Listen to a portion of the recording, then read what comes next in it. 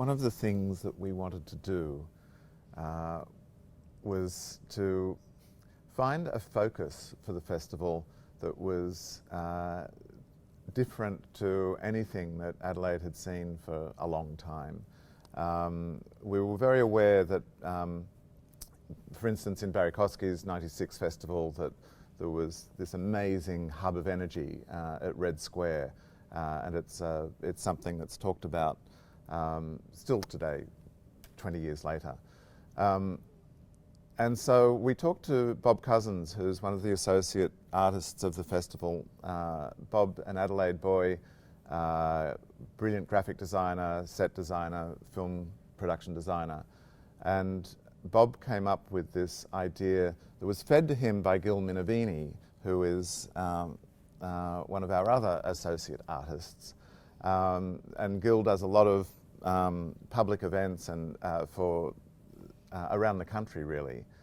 And Gil dug up these pictures of the floating Palais du Danse that was on the Torrens, just down from the Rotunda, in the 1920s, I think 25 to 27.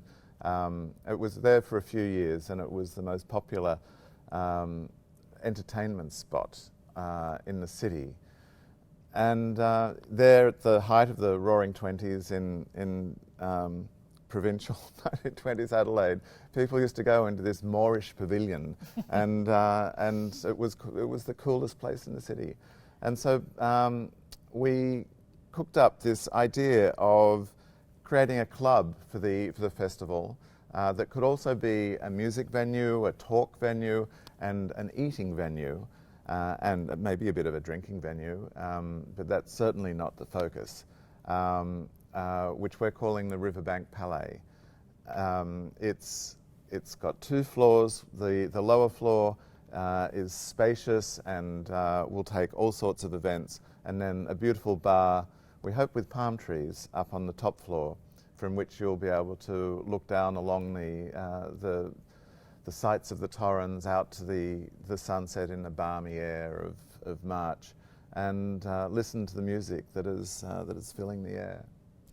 We are so excited about this project, hearing about this incredible venue in the 20s that was created by this very flamboyant entrepreneur who was constantly at war with the Adelaide City Council, but was magicking up ideas like a fig leaf ball, a soda fountain, dance competitions. One particular dance competition was won by somebody who danced with a cobra for 6 hours. So this almost magical story about something that happened along the Torrens in the 1920s was just really too good to resist.